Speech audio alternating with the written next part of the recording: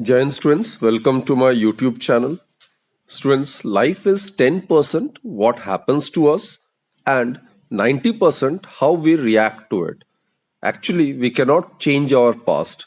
We cannot change the fact that people will act in a certain way. We cannot change the inevitable. The only thing we can do is play on the one string we have, and that is our attitude. So, our attitude determines the 90% how we react to a particular situation. With that positive note, students, let's begin today's episode. Today, we are going to discuss the energy possessed by a particle which is executing simple harmonic motion. Now, students, we are aware a particle which executes SHM, it possesses both potential energy and kinetic energy. It possesses potential energy on account of its displacement from the equilibrium position or the mean position. And as you are aware, students, kinetic energy is the energy on account of the motion of the body. Right? Now, if loss of energy in overcoming the frictional force is neglected, then as per the law of conservation of energy, the total energy at any constant, that is, the sum of the potential energy and the kinetic energies always remains constant. So in this lecture, we will be deriving an expression for the potential energy and the kinetic energy possessed by a particle executing SHM. And also we'll discuss the graphical variation of these energies with displacement and time.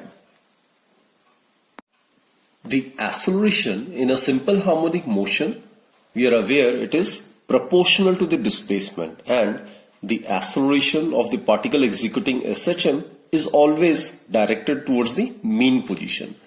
That is, the acceleration of the body executing SHM, it's given by minus omega square y. Y is the displacement, and negative sign, it clearly suggests that acceleration is always directed towards the mean position. That is, it is directed in a direction opposite to the direction in which the displacement increases. Displacement, it is always directed away from the mean position. So the negative sign suggests that acceleration is always directed towards the mean position, right? Now, if m is considered to be the mass of the particle executing SHM, then the restoring force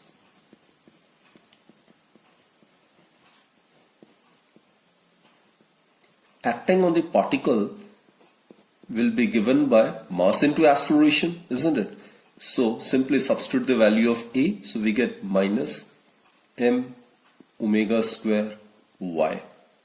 Restoring force, it's also directed always towards the mean position, right? Now students, suppose if the particle under consideration, if it undergoes an infinitesimally vanishingly small displacement dy against this restoring force, then the small amount of work done against the restoring force in moving it through small displacement dy would be given by small work done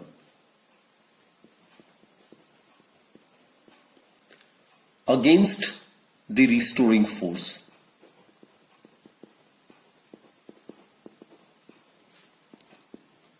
Restoring force always acts towards the mean position, and the particle is to be moved away from the mean position. So work has to be done against the restoring force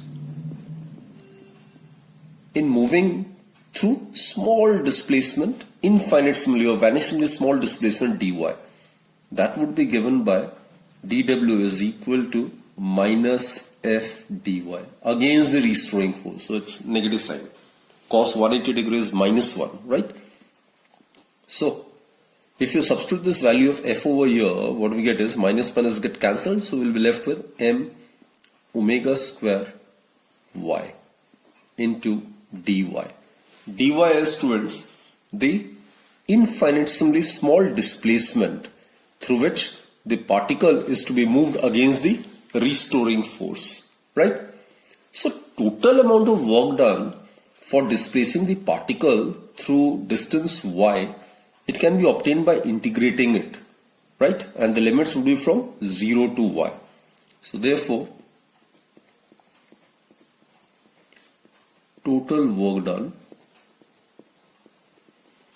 it will be given by W. If we integrate dW, it will give us total work done. And over here,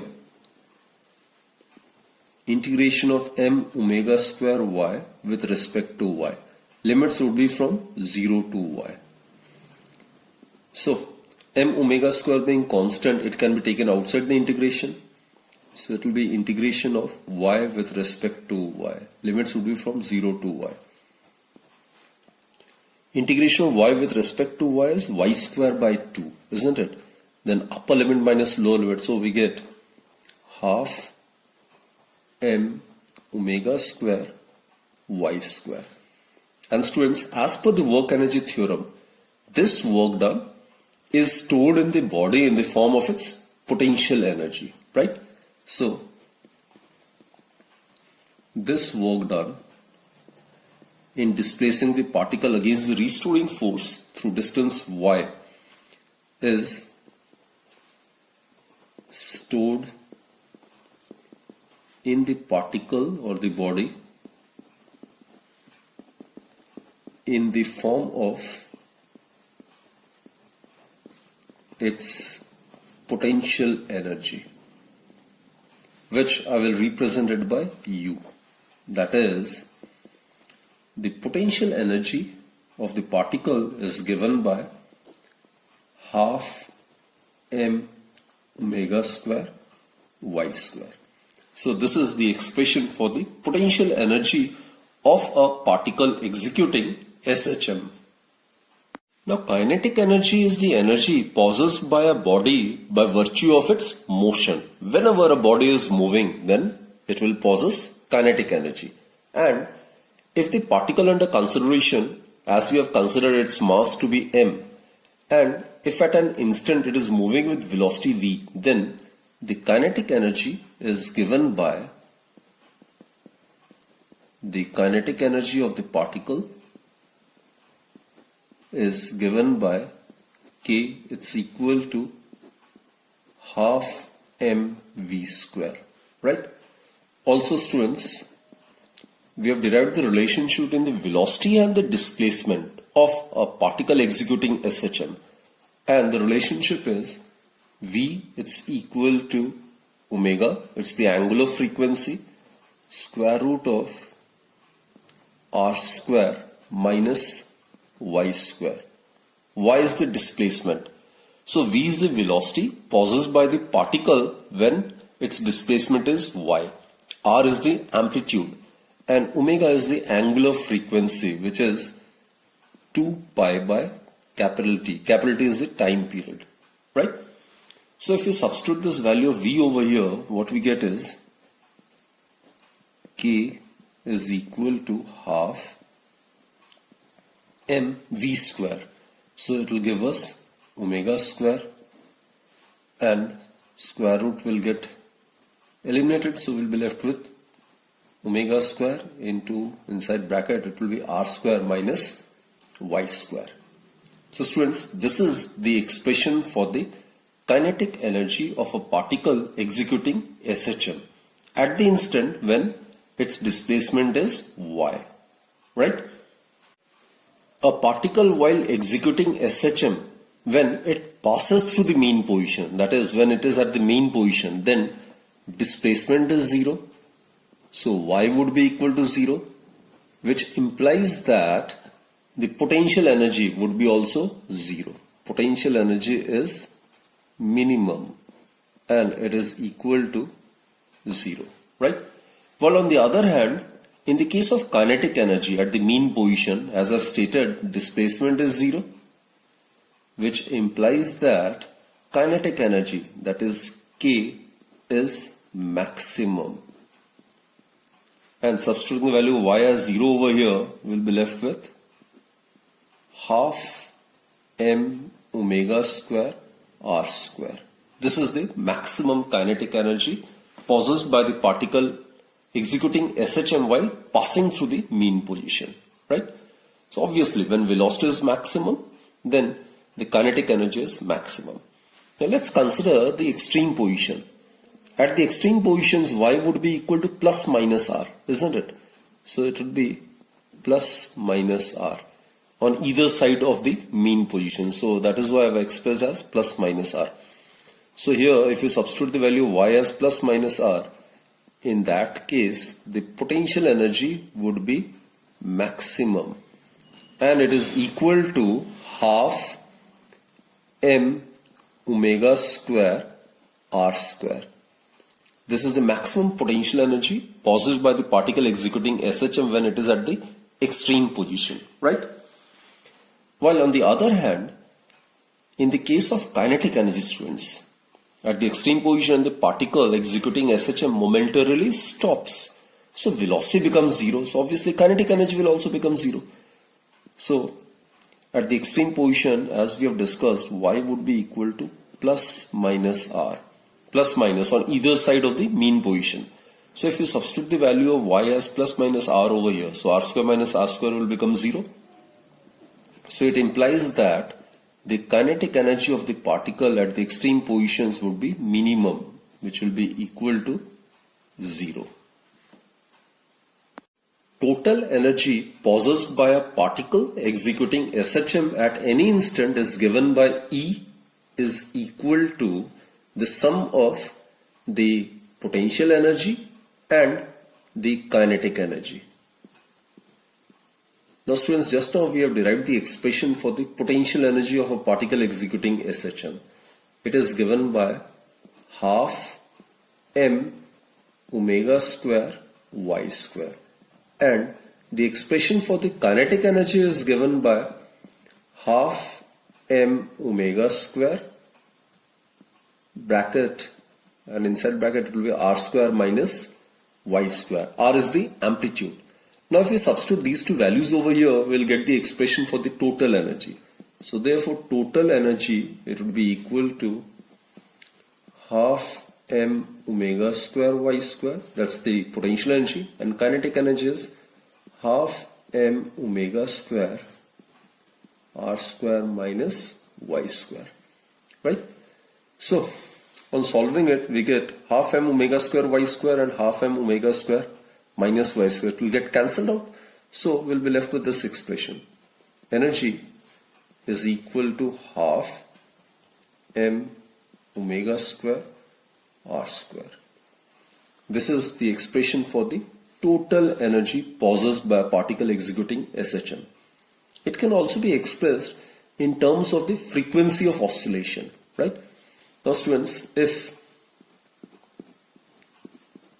nu is the frequency of oscillation, it is the frequency of the vibrating particle. So in that case, omega, as you are aware, that's the angular frequency, right? It is given by 2 pi by capital T. Capital T is the time period. Reciprocal of time period is the frequency. It's the linear frequency.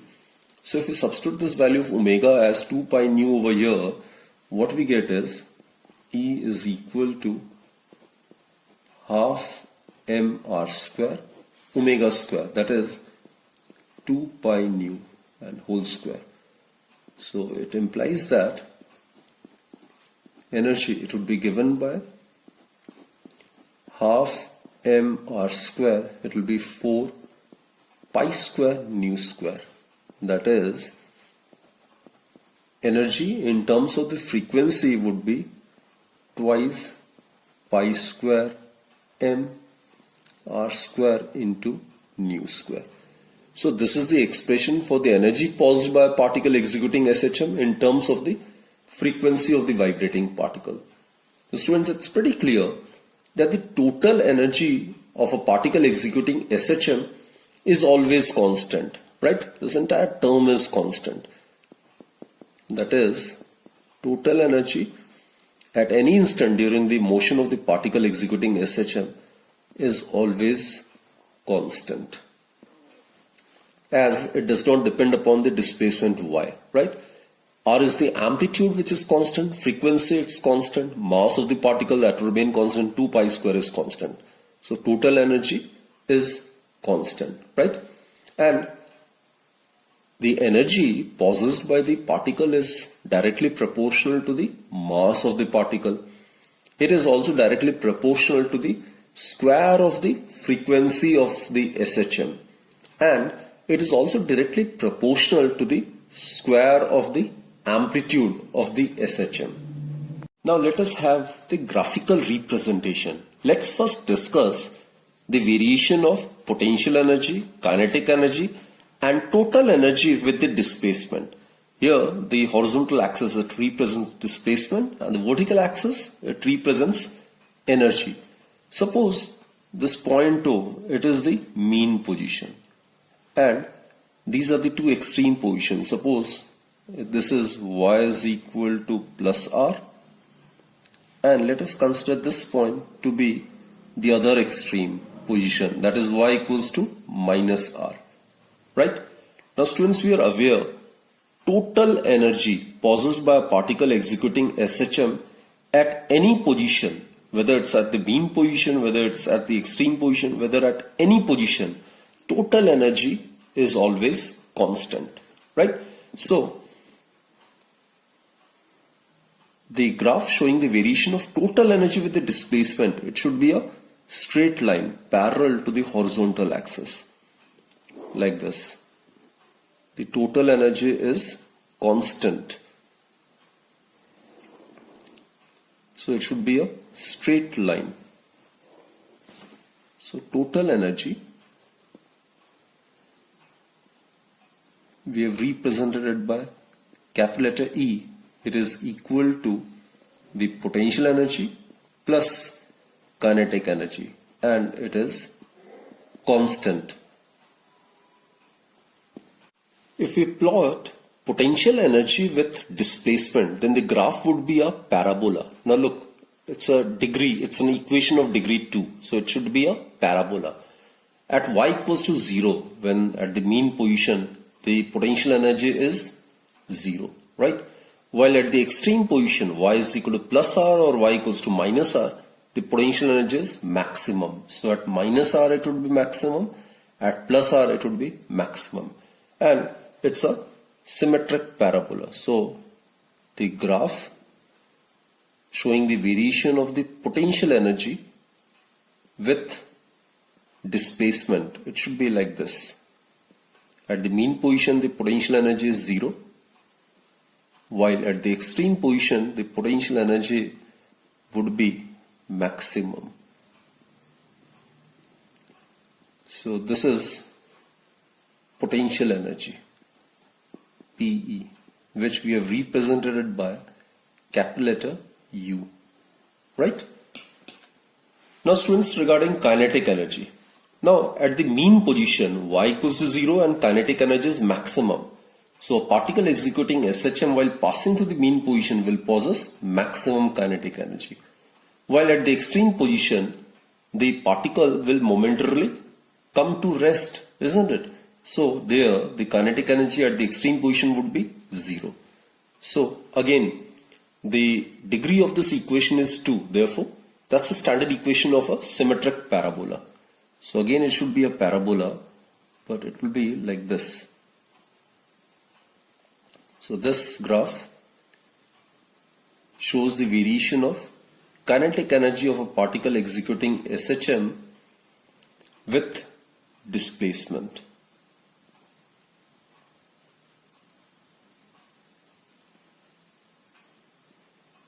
So this is the graph showing the variation of potential energy. This is the potential energy, this is the kinetic energy, and this is the total energy with displacement. This one is kinetic energy, which I have represented it by capital letter K.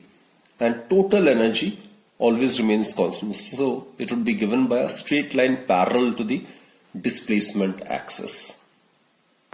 Now in case 2, we will discuss graphically the variation of potential energy, kinetic energy and total energy of the particle executing SHM with time. So this is time axis and this is the energy. As I've stated, students, total energy at any position or at any instant of time of the particle or possessed by the particle executing SHM always remains constant. So the total energy, it would be given by a straight line parallel to the time axis, indicating that total energy possessed by the particle remains constant, right? So this is the total energy, which is given by the sum of the potential energy and the kinetic energy, which at any instant of time is constant. Let us represent graphically the variation of kinetic energy of the particle executing SHM with time. Now consider the case of any particle executing SHM. For example, take the case of a simple pendulum. Now students, when the bob is disturbed from its mean position and taken to one of the extreme and then released. Suppose when it is released from the extreme position, then T equals to 0. So there the kinetic energy would be 0, right? And while passing through the mean position, that is at T equals to T by 4, its velocity will be maximum and hence kinetic energy will be maximum. And on going to the other extreme, the simple pendulum will momentarily stop, isn't it? So the kinetic energy at T by 2 would be 0. And then again it will come to this extreme position from where it has started via the mean position, right? So the graph showing the variation of kinetic energy with time will be somewhat like this. This I am trying to represent the kinetic energy.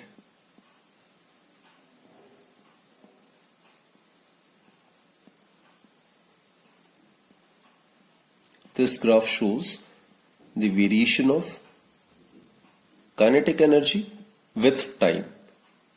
Point to be noted is that students, while passing through the mean position, the kinetic energy possessed by the particle executing SHM is maximum. While at the extreme position, the particle executing SHM momentarily comes to rest and hence its kinetic energy is 0 at that instant, right? So this is the variation of kinetic energy with time. Now potential energy, students, we are aware at the extreme position potential energy is maximum. So at the extreme position where kinetic energy is 0, the potential energy is maximum, right? And at the mean position where kinetic energy is 0, the potential energy would be minimum, that is 0. So we'll represent it like this.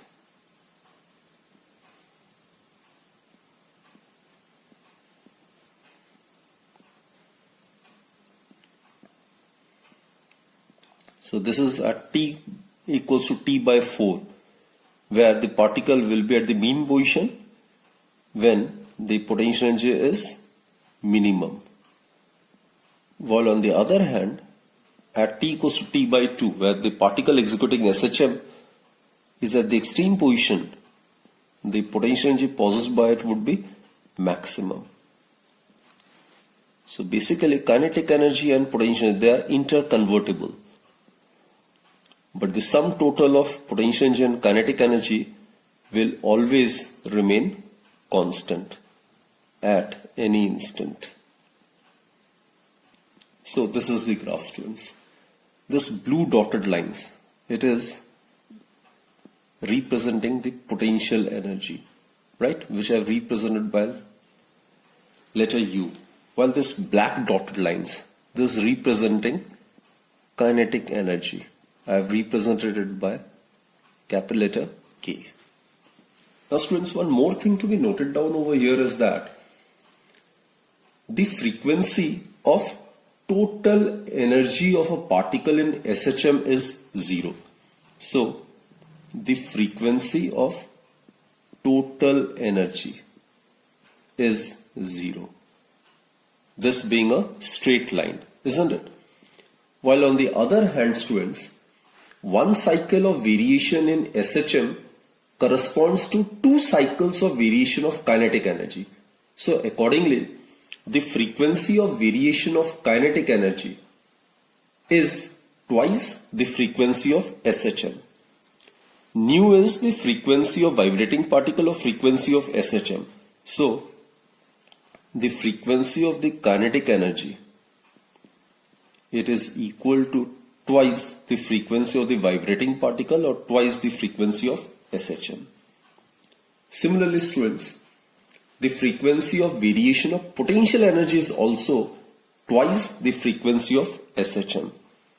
That is, frequency of the potential energy, it is also equal to twice the frequency of SHM, right?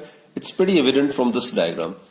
This time period capital T, isn't it? So here it's pretty clear that the frequency of kinetic energy as well as the frequency of the potential energy, both are equal to twice the frequency of SHM. Now students, let us find out the differential equation of SHM from energy considerations. Now we know that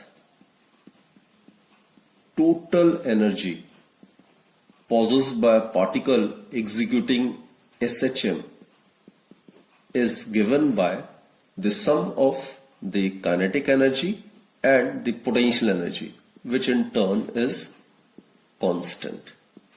And also students, just now we have discussed the potential energy. It's given by half m omega square y square, and kinetic energy, we are aware it's half mv square, and it may also be written as half m omega square r square minus y square. Now let's substitute these two values over here. So what we get is kinetic energy, it may be written as half mv square plus potential energy, that is half m omega square y square. It is equal to constant, right? Now students, v, it's the velocity. In calculus, in differential calculus, it is given by the differential coefficient of displacement with respect to time. Y is the displacement. So therefore students, it may be written as half m dy by dt whole square plus half m omega square y square is equal to constant. Now what we do is, we'll differentiate this equation with respect to time. So, differentiating the above equation with respect to time, we get, now half m is constant, right? So half m, differentiation of this term, it would be equal to twice dy by dt into differentiation of this term, that is d by dt of dy by dt, right? Plus over here half m omega square is constant, so half m omega square, and differentiation of y square with respect to t is 2y, and dy by dt. And in the right hand side, the differentiation of constant is always 0. Right students? So try to rearrange the terms. Half m would get cancelled, isn't it? So here we'll be left with 2 actually get cancelled, so we'll be left with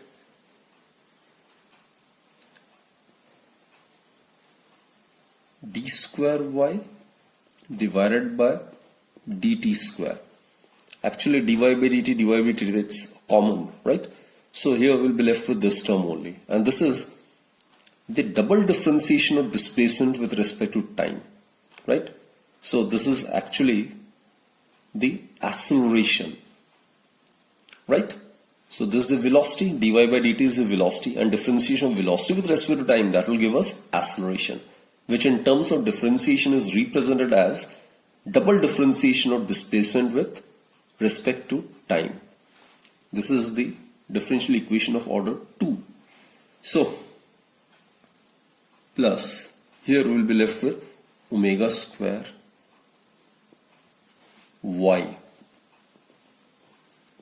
It is equal to 0. Clear, students? So this is the differential equation of SHM, and here, as I've stated, velocity is dy by dt. Acceleration is time rate change in the velocity, dv by dt, which in terms of displacement may be written like this. Velocity is dy by dt. That is, this is the double differentiation of displacement with respect to time. So this is actually acceleration, right? So here, this is acceleration. It is equal to minus omega square y. So acceleration is directly proportional to displacement, and this negative sign suggests that acceleration is always directed towards the mean position. So students, this is the differential equation of SHM, where y is the displacement and d square y by dt square, which is the double differentiation of displacement with respect to time. This gives the acceleration of the particle executing SHM at any instant t. Let us try to attempt this particular question.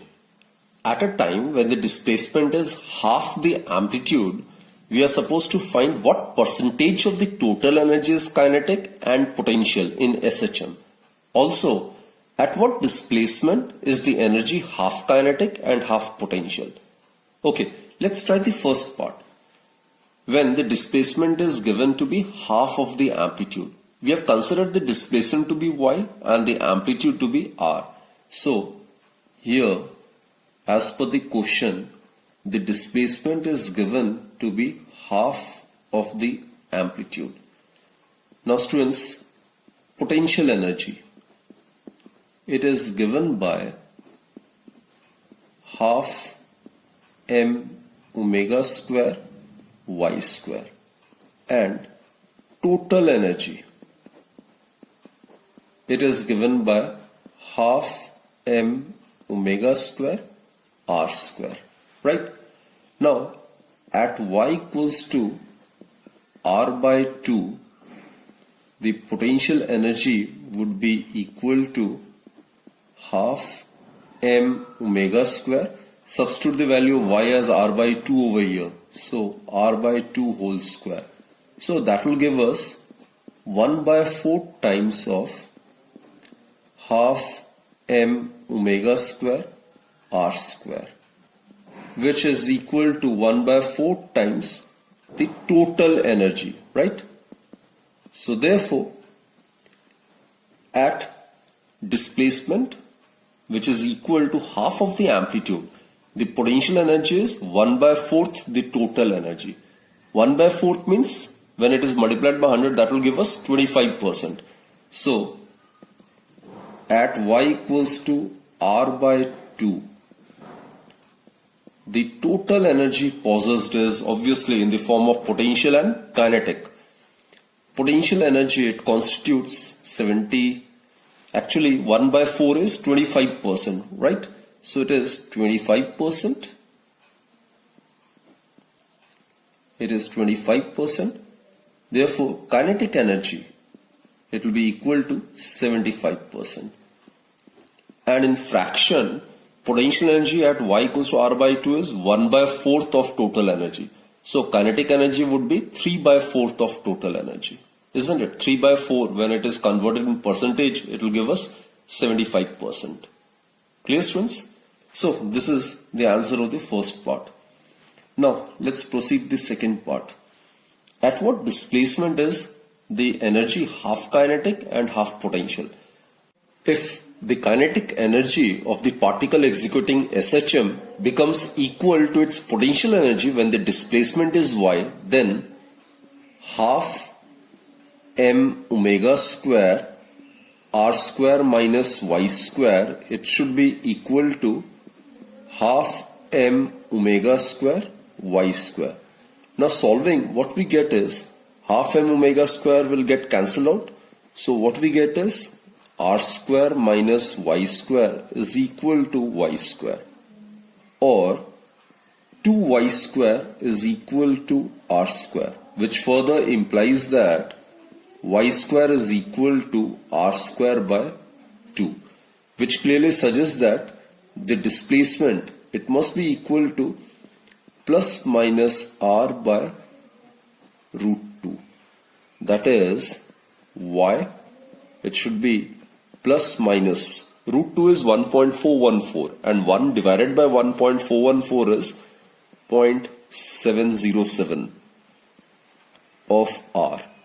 So when the body executing SHM is having a displacement of 0.707 of its amplitude, or 70.7% of its amplitude, at that position the kinetic energy of the particle executing SHM is equal to its potential energy. I mean, half the energy is kinetic and half the energy is potential. So students, let us conclude this particular session. I hope you have understood all the concepts which has been taught to you during this episode, right?